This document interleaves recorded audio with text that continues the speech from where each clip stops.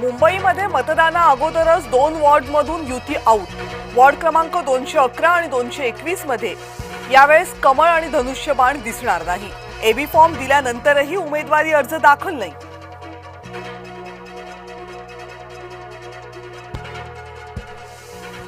मुंबईत काँग्रेसच्या 20 जागा वाया गेल्या। प्रकाश आंबेडकरांना उमेदवारच मिळेनात।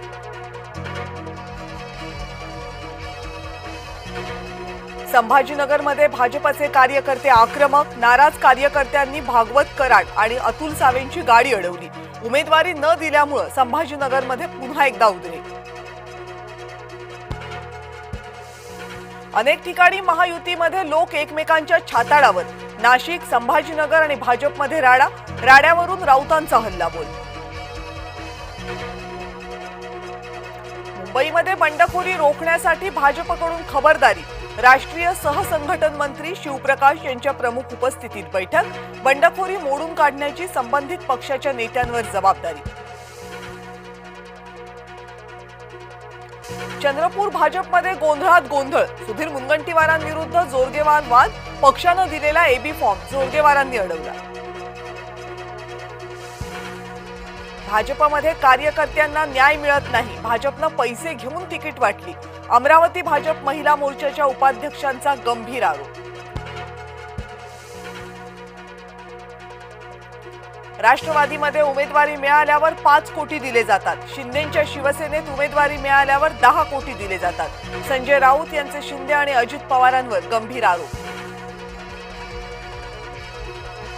2 जानेवारीला उमेदवारी मागे घेण्याचा शेवटचा दिवस। तोपर्यंत प्रत्येक पक्षाला नाराज आणि बंडखोरांना रोखण्याचं आव्हान। वरळीमधल्या बंडखोरांशी आज आणि उद्या चर्चा। बंडखोरांनी माघार घेतली नाही तर कारवाई होईल। सचिन अहिर यांचा बंडखोरांना इशारा। महानगरपालिका निवडणुकांमध्ये गुन्हेगार आणि गावगुंडही रिंगणात। पुण्यामध्ये लक्ष्मी सोनाली आंदेकर यांच्यासह गजामारणीच्या पत्नीने भरला अर्ज। तर नाशिक आणि संभाजीनगरमध्ये जेलमध्ये असलेले उमेदवार निवडणुकीच्या रिंगणात। उमेदवारांच्या यादीमध्ये सर्व पक्षातील नेत्यांचे नातेवाईकच झालेत उदंड। कार्यकर्ते वाऱ्यावर। 30 नेत्यांसह त्यांचे 116 नातेवाईक निवडणुकीच्या रिंगणात। महानगरपालिकेच्या निवडणुकीत मतदाना अगोदरच भाजपनं खोललं खातं। कल्याण डोंबिवलीमधून भाजपचे 2 उमेदवार बिनविरोध। नगरसेवकपदी प्रदेशाध्यक्ष रवींद्र चव्हाण यांच्या प्रयत्नांना यश।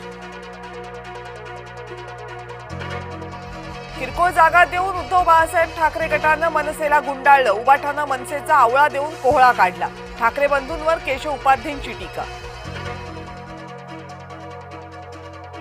मतदानासाठी 15 जानेवारीला राज्यात भरपगारी सुट्टी। 29 महानगरपालिकांच्या हद्दीत भरपगारी सुट्टी जाहीर। सरकारी, निमसरकारी, खासगी आस्थापनांना सुट्टी जाहीर। लाडक्या बहिणींना ई-केवायसीची मुदतवाढ नाही। तब्बल 45 लाख बहिणी राहणार वंचित।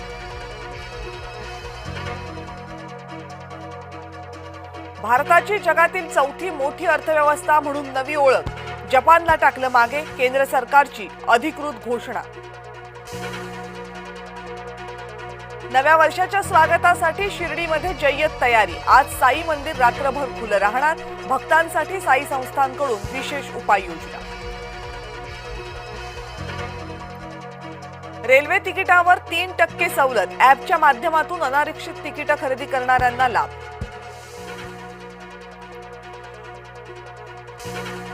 भुयारी मेट्रोची आज रात्रभर सेवा सुरू राहणार। मेट्रोच्या 60 विशेष फेऱ्या धावणार।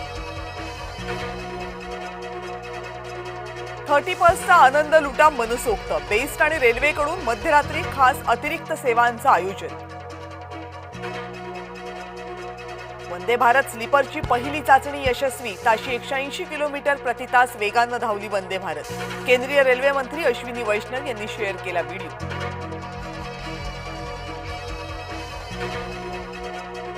बांगलादेशमध्ये 12 दिवसांमध्ये 3ऱ्या हिंदूची हत्या।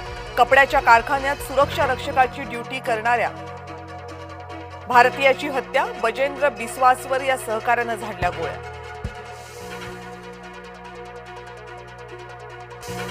केकेआरच्या संघाबाबत किंग खान कडून मोठा निर्णय. तब्बल 4,000 कोटी खर्च करून शाहरुख केकेआरचा 90% हिस्सा घेणार. सलमान खानची भूमिका असलेल्या बॅटल ऑफ गलवान या चित्रपटावरून चीनचा थैथयाट. भारताकडूनही चीनला सडेतोड प्रत्युत्तर.